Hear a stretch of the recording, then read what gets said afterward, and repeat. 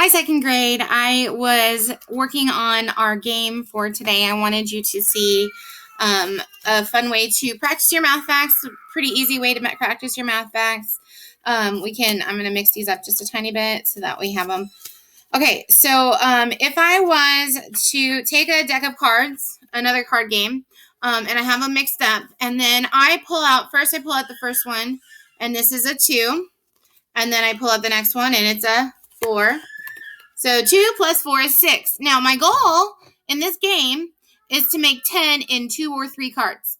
So 6 is not going to do it. Now I'm going to add another 6. Wait, 6 and 4 and 2 is 12, so we can't do that one. Darn it. Okay, so now I've got a 3 and a 4. That's 7.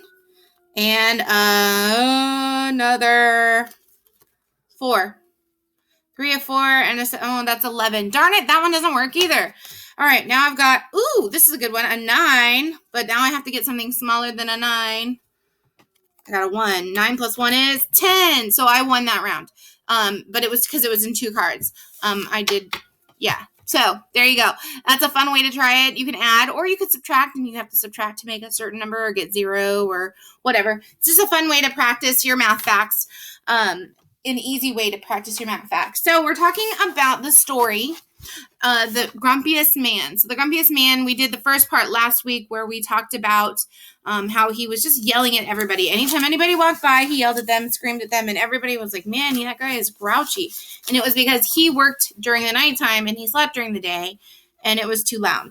So the second story is a sweet story about a little girl who goes ahead and shows him the love of Jesus, and she buys him a gift of earmuffs, and he puts the earmuffs on, and then he's not grouchy anymore, and the sound doesn't stop, and the people don't stop, but the noise stops for him. So she found a situation for him, and her daddy was part of it, and it was a sweet story.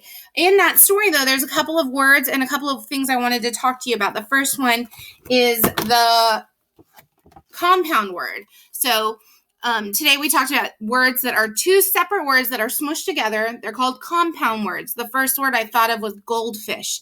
So you have the base word gold and then fish. You add them together. You've got goldfish. We also have fire truck. We have the word fire. We have the word truck. Put them together. You've got a fire truck. You can think of different things when you hear the word fire and different things when you hear a truck. And then when I say a fire truck together, you think of a specific type of vehicle.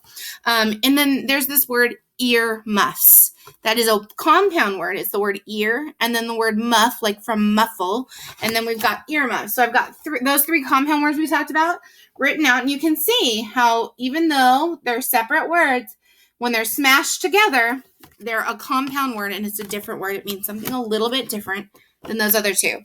And then we want to talk about the words laugh. You'll see that in the story quite a bit. Laugh. If you hear it, laugh. It ends with the F sound. And then I've got another example of this word, cough. It ends with the F sound. The last ending of those 2 words is UGH. So laugh and cough.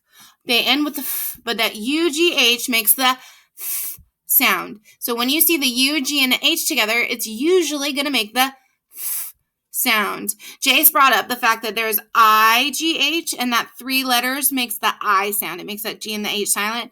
This one here, the U is making that G and the H make an F sound.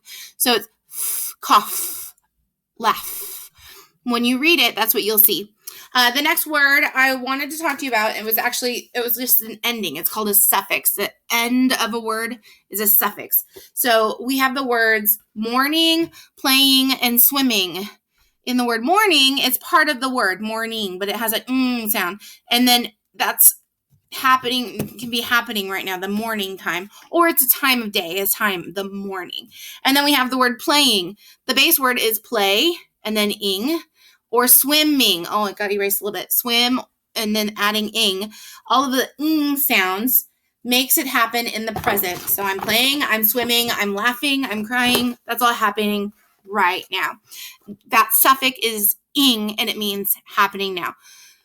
That's your video for this week. Read the next story. We'll do the next one on Thursday. We're going to go back to Thursday.